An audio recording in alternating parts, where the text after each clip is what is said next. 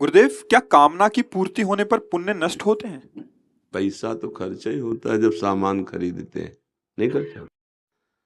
भाई जितना हम अब जैसे बोले हमारी कामना नहीं पूर्ति हुई तो आप जाओ एक हार देखो जाके जौहरी के यहाँ, तो आप अगर 1 रुपया आपके बैलेंस में नहीं तो आपको हटा दिया जाएगा वहां से प्राप्त। अब जौहरी को गाली दो तो फिर बेकार ही है। ऐसे ही हम कामना करते हैं देवताओं से, भगवान से, तो आपके पास तप कितना है, भजन कितना है? आपके पास अगर भजन और तप नहीं है तो कामना की पूर्ति नहीं होगी। कामना का मतलब है बाजार से सामान खरीदना। अब लौकिक बाजार के लिए तो रुपया चाहिए, अलौकिक से हमें पूर्ति करानी तो तप चाहिए, तपस्या, भजन चाहिए, अनुष्ठान चाहिए, साधना चाहिए। अगर वो नहीं है तो फिर नहीं मिलेगा। फिर वो नास्तिकता प्रकट करते हैं, हमारी भगवान ने बात नहीं सुनी। जो अरियर से बात सुन लेगा तुम्हारे पास दाम कितने थे? बोले भगवान के तो हम हैं, ये माना कहाँ? अगर ये मान के जाते घर का सदस्य बनकर तो फिर तुम्हें मांगने की जरूरत नहीं। जैसे माँ को पहले से पता है बाल भोग कब देना है, राजभोग कब देना है, बेटे को कब कौन सा, ऐसे ही भगवान करो सदा तिनके रखवारी, जिम बालक राखे महतारी। फिर मांगने की जरूरत नहीं। जिसने मांगा उसको उतना तप करना पड़ा।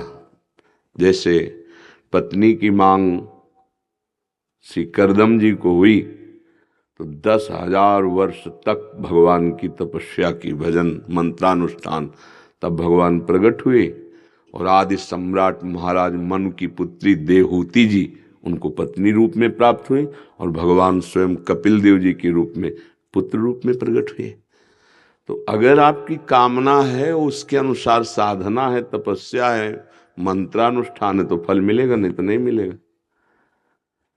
अब अगर आपने कामना कर ली तो मंत्रानुष्ठान से आपका खर्चा हो गया जितना जो कामना की। इसीलिए चतुर सुजान भक्त कभी कामना नहीं करते। अच्छा, ऐसे जो व्यवस्था होगी वो तुम्हारे भजन से नहीं होगी, वो उनकी तरफ से होगी। क्योंकि अब आपने कोई कामना नहीं की, प्रभु को समर्पित है। अब वो अपने सेवक को महलों में रखे चाहे झोपड़ी में बास दे, उसकी कोई शर्त नहीं। तो अब जितना भी वैभव बढ़ा दे उन्हीं का स्वामी का है, सेवक तो सेवक ही बना रहता है। उसका कोई खर्चा और कुछ कटिंग होनी नहीं, क्योंकि उस स्वामी को अपना सर्वस्व समर्पित कर चुका है। तो मुझे तो लगता है कि भगवान सर्वज्ञ है, हमें बताने की जरूरत नहीं। भगवान सर्वत्र हैं, इसलिए मुझे कहीं दौड़ भाग करने की चिंता नहीं करनी। भगवान सर्वभूत हिते रताहा, समस्त भूतों का हित करते हैं, फिर मैं तो उनका शरणागत हूँ।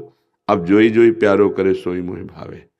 अब कोई परेशानी की बात नहीं। यह है भक्त का हृदय और वो है सकामी भक्त का हृदय। या तो आर्त भाव से इतनी जोर से पुकारो कि आपकी आवाज प्रभु तक पहुंच जाए, पर आप शरणागत होना चाहिए तो बात बन जाएगी, आपकी रक्षा हो जाएगी। आप अर्थार्थी भक्त हैं या आर्त हैं या जिज्ञासु हैं भगवान ने, पर भगवान से ही, भगवान के होकर, जो भगवान से होकर उनकी इच्छा पूर्ति भगवान फिर अपने बल से कर देते हैं। पर अभी लोग भगवान को अपना तो मानते नहीं ना। हमारा पुत्र, हमारी पत्नी, हमारा पति, हमारा घर, हमारा मकान, भगवान मंदिर वाले या बाहरी कोई, तो उसके लिए तप करना पड़ेगा। उसके लिए साधना के बल से तुम्हारी कामनाएं पूर्ण होंगी। और जो भगवान को समर्पित हो जाते हैं, सही माने में उनकी कामना ही नहीं रहती। अगर कोई कामना होती भी है तो हरि प्रसाद से पूर्ति होती है। जो इच्छा करियो मन माही, तो हरि प्रसाद कुछ दुर्लभ नाही। वो उसकी कामना ऐसे पूर्ण होती जैसे माता पिता पूर्ण करते हैं। माता पिता हमारी मांग पूर्ण करते हैं तो हमको कोई उसके लिए साधना या फीस थोड़ी देनी होती। पर प्रभु को इतना अपनापन से कौन मानता है? प्रभु को तो एक प्रयोग की वस्तु मान ली गई है। साध्य है संसार और साधन प्रभु को बना लिया गया। तो फिर उसके लिए आपके अंदर तप होना चाहिए, मंत्रानुष्ठान होना चाहिए, तभी पूर्ण होगा। नहीं, देख लो, या तो प्रभु को समर्पित पूरे हो जाओ और या फिर ऐसी साधना करो। तो जो चाहोगे तप के बल से, साधना के बल से पूर्ण। अब दोनों नहीं, ना प्रभु से अपनापन है ना साधना है, तो मांगते घूमो, ऐसे कौन दे देगा? कहाँ मिल रहा है? किसकी कामनाएं पूर्ण हो रही हैं? अगर पुण्य है, सुकृत है, तो उसके बल से हो जाएगी। तो सुकृत तो नष्ट होते ही कामना में, इसीलिए चतुर सुजान भक्त कभी कामना नहीं करते, क्योंकि हमारा भजन भगवान की प्राप्ति के लिए है, न कि मृत्यु लोक की तुच्छ कामनाओं के लिए है। ये तो अपने आप अन मांगे आगे आवे गो, जो पल लागे पल को, श्री स्वामी हरिदास जी महाराज कह रहे हैं।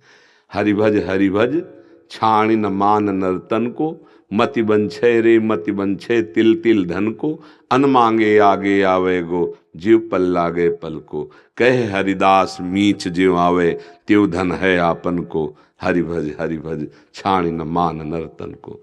भाव ये है कि जैसे पलक अपने आप झपकती है, ऐसे ही तुम्हारे पास धन आ जाएगा, जितना तुम्हारे को प्रभु ने विधान किया है।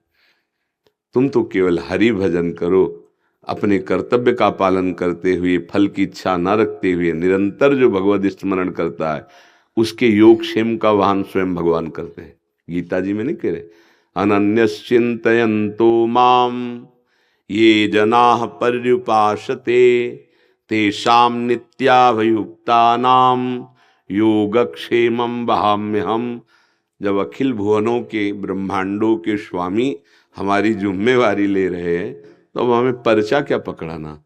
वो सर्वज्ञ, उनको पता है जिस समय जो जरूरत होगी पूर्ण कर देंगे, पक्का समझो। इसलिए मांगना नहीं चाहिए। अगर मांगते हो तो फिर सकाम भाव वाले को अनुष्ठान करना पड़ेगा, या इतनी प्रभु में समर्पण वृत्ति हो, तो फिर उसको अनुष्ठान नहीं अपनेपन से पूर्ति हो जाती। दो ही बातें हैं, प्रभु से गाढ़ अपनापन या तपस्या साधना मंत्रानुष्ठान, तब अपनी कामना की पूर्ति होती है। सच्चाई में जब भक्ति करोगे तो कामना ही समाप्त हो जाएंगी। सकल कामनाहीन जे राम भगति रसलीन, सारी कामनाएं नष्ट हो जाती हैं। भगवान का ऐसा प्यार, ऐसा आनंद अनुभव में आता है कि फिर कुछ चाह ही नहीं रह जाती, जैसे चाहो वैसे रखो। बड़ा आनंद का विषय होता है, बेपरवाही आती है भगवान की आसक्ति। पग पग पर ऐसी संभाल करते हैं कि माँ भी नहीं कर सकती, क्योंकि माँ अल्पज्ञ है, माँ को इतना ज्ञान नहीं है, और भगवान सर्वज्ञ है। आगे क्या होने वाला है, इसको क्या चाहिए, कैसी, ये सब बहुत सुंदर व्यवस्था, बहुत सुंदर जीवन, बहुत आनंद में। इसीलिए सबसे प्रार्थना करते हैं कि नाम जप करो, पापाचरण मत करो। पापाचरण करोगे तो नाम जप जो करोगे उसका प्रभाव नहीं समझ में आएगा, नाम जप में रुचि नहीं होगी। जैसे दवा खाए और परहेज न करे तो फिर कुपथ्य रोग को बढ़ा देता है। आजकल अगर कुछ शुरू भी किए नाम जप करना तो कुपथ्य नहीं छोड़ते, पापाचरण नहीं छोड़ते। व्यभिचार है, नाना प्रकार के अन्य पाप प्रवृत्तियां हैं, उनको रोकना पड़ेगा।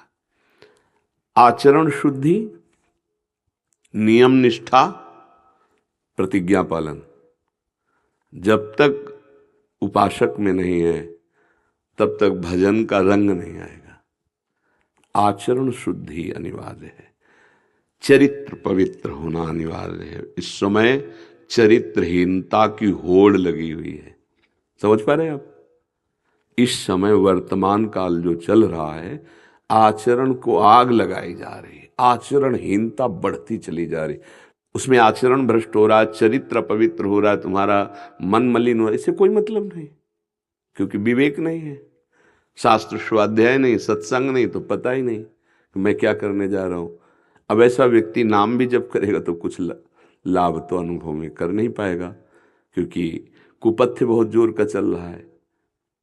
साधन तभी प्रकाशित होता है जब आचरण पवित्र होते हैं।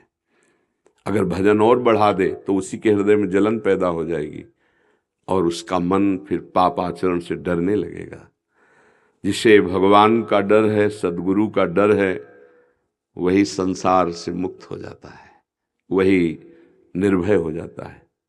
यार भगवान देख रहे हैं, यार सदगुरु देख रहे हैं, वो सर्वज्ञ है, मैं कैसे ऐसा पाप कर सकता हूँ, वो देख रहे हैं। जिसे गुरु का डर है, भगवान का डर है, वही आगे बढ़ पाता है।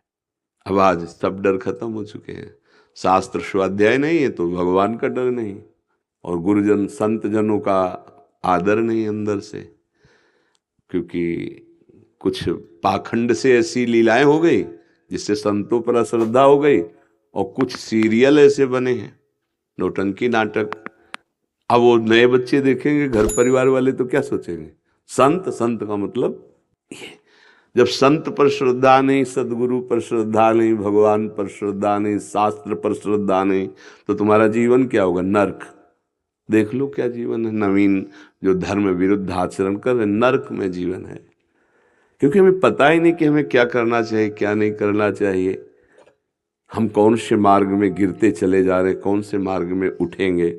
इसलिए सत्संग सुनो, नाम जप करो, और भगवान से प्रार्थना करो कि मेरी एक कामना पूर्ण कर दो, कि आपको कभी भूलूं नहीं। बस सब कुछ पूर्ण हो जाएगा, इसी में सब कुछ पूर्ण हो जाएगा।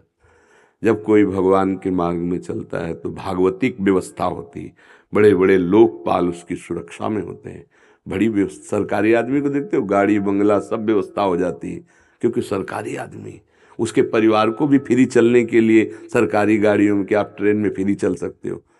तो इतने बड़े अखिल कोटि ब्रह्मांड नायक प्रभु को जो अपना जीवन समर्पित कर दिया जाता है, तो भगवती अम्बा जो त्रिभुवन का पालन पोषण करने वाली, वो स्वयं उसकी व्यवस्था देखने लगती है।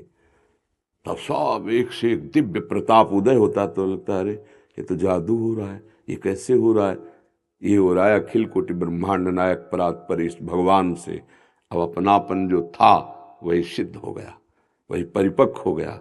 अब उसकी कामनाएं नहीं है, अब तो भगवान अपने समान उसका पालन पोषण कर रहे हैं। जा पर कृपा राम की हुई, ता पर कृपा करे सब कोई। लोकपाल प्रकृति माया सब कृपा करने लगती। हमें लगता है कामना करे तो एक बात की करे कि भगवान का स्मरण कभी न टूटे, बस इसी से सब प्राप्त हो जाता है।